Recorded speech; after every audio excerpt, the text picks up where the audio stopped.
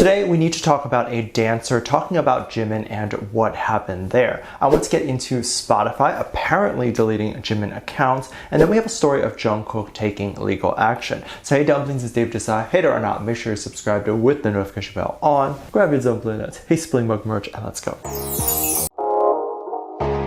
We need to talk about Jung Kook taking legal action, sort of, and what this story is. It's actually extremely hilarious, and I have a lot of thoughts. If you are not aware, Jung Kook created a TikTok account. He accidentally leaked this account, and armies began to follow it. This was probably a good move, as there were some fake Jung Kook accounts that existed. And I believe at one point a fake account was actually verified. Now, you might think, how is this possible? From what I'm aware, there became a new feature on TikTok where you could apply for verification. And I don't think you need to put your ID or that sort of information. But even if you did, that's pretty easy to fake, and I'm sure there's edits of Jung Kook's ID online. The other thing with the verification process is it usually asks for news articles and other sources that verify you're popular outside of the social media platform. That's not hard to get for Jung Kook, and then the last way to get verified is if you know someone that works for the platform.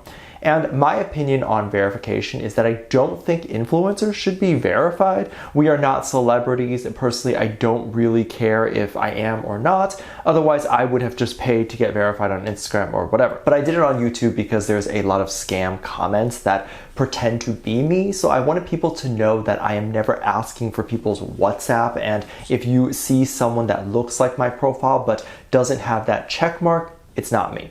Anyway, now verification on TikTok is not as great as you would think. Just as a side note, a lot of my friends who are verified on TikTok cannot comment freely, as in TikTok is very sensitive to what may be considered bullying when you're verified, even if it's a joke. And I think this is because they expect people who are verified to be a big example for the platform. They see verification over there as you are representing the platform and their message. So you'll very quickly notice that verified comments are very PG. But that's neither here nor there, but just a fun little tidbit of information. There was an account that was mostly a joke, I think. It's a TikToker being very funny, and she dances somewhat stiffly. She decided that she was going to do a dance and was flooded with comments saying she was a branch or a fish out of water. She then did another dance showcasing those comments, and she was dancing to Jung Kook's 7. Jung Kook uses the TikTok account as sort of a way to monitor fan activity, and he probably is on the 7 audio page to see who is using the 7 audio, or maybe these videos just pop up on his feed right now. But he decided to watch this video, and the caption to her video said, "Jung Kook, will you be suing me?" And Jung Kook liked the video and also commented to say suing, which is absolutely hilarious. The TikToker responded to Jung Kook to say, "Save me," with the choice of some sweaty emoji. And this was very controversial apparently. People were not happy with the emoji she used because it made her look thirsty. I don't know. But that's one way to interpret that comment. Another could be that she is sweating because she is being sued now. But I think a lot of the comments were against this simply because she is popular and pretty. The fans see her as a threat, and obviously Jung Kook likes her or thinks she's funny because he interacted with her. And it's one of those things where people are looking for an issue, and it's deeply rooted in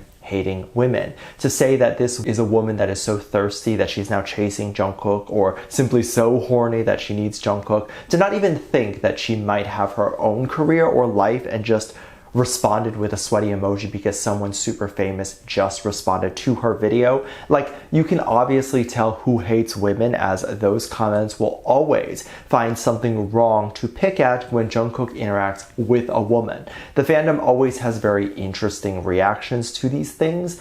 Recently, there's been a lot of people saying that HYBE mistreated Jimin during his solo debut, and a lot of that debate is still going on. A lot of which doesn't always make a lot of sense, because every single member probably has something that is working against them. So maybe Jimin has one thing, but then Taeyang might have a different issue. So every single member had one hurdle, or at least one claim by the fandom that they're being mistreated. A lot of it has to do with promotion and that sort of thing, and I hate when I see people get upset over this because they don't know what goes on behind the scenes. And to be honest, neither do I. What I try to do here is put another perspective into play, just so that we can all realize how much could potentially go on behind the scenes and realize we don't know everything, and thus We should not be mad at most things. Cancel culture is so ridiculous. One of the things some people in the fandom thought was HYBE doing to ruin Jimin's solo was that they thought HYBE was messing with Jimin's Spotify account.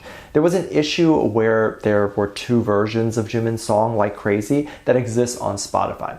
And these versions were official versions. And people think this was a bad idea because HYBE or the charts were not merging the two songs' streams. And thus this allegedly made Jimin not rank as high on the charts.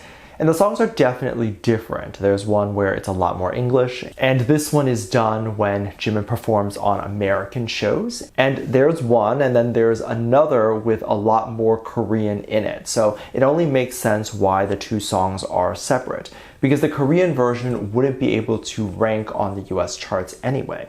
And this way, with the English and Korean version, they both can rank on two different charts.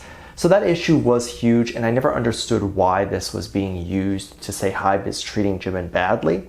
Another issue, and probably the main one that people were upset about, was that a lot of the Jimin fan accounts were allegedly being deleted by Spotify. And then apparently other fan accounts for RM or J-Hope or whatever still have remained up. So basically saying Spotify has chosen to attack just Jimin fan accounts, which ultimately would result in less Jimin fans on the platform to stream his music. Now, I can't confirm whether this is true or not, but as I said earlier, every member has had their own quote-unquote setbacks. And ultimately, the fan accounts aren't going to be the #1 determinant of whether or not Jimin gets a #1 on the charts. That is determined by, honestly, a lot of stuff outside of the fandom's control. Things like radio play and if the general population enjoys the song, which they did. So I'm not sure what the issue was. The song is honestly one of the top favorite BTS songs in general, and it just sounds so good. The song Like Crazy was just a hit right off the bat, and a lot of people were very excited to work with Jimin on it.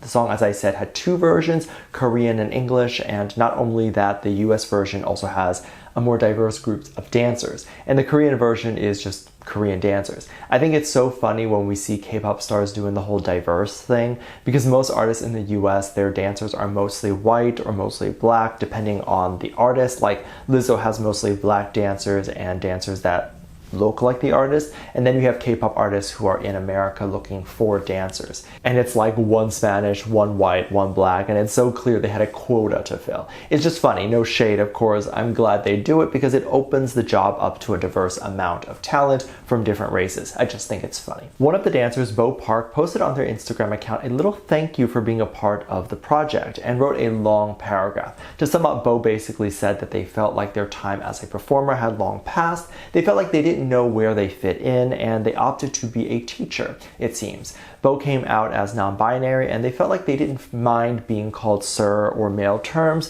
but also identified as a woman, which obviously leaves them in the middle.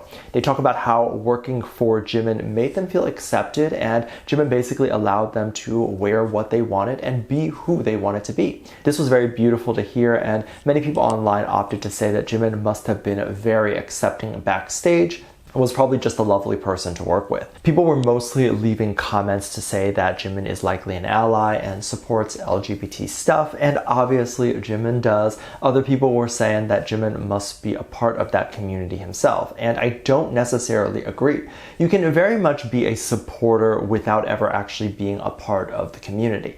But I understand this idea that a lot of people are very fake about it. They pretend to be an ally when it's convenient, and then behind the scenes call or treat the LGBT person terribly.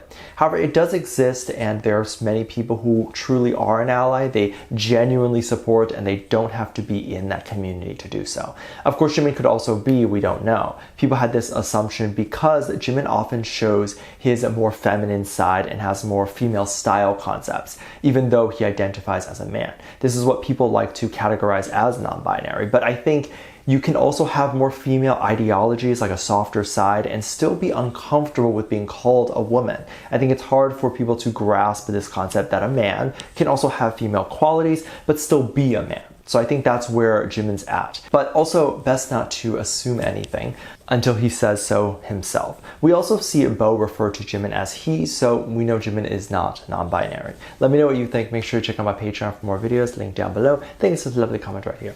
Love you, bye.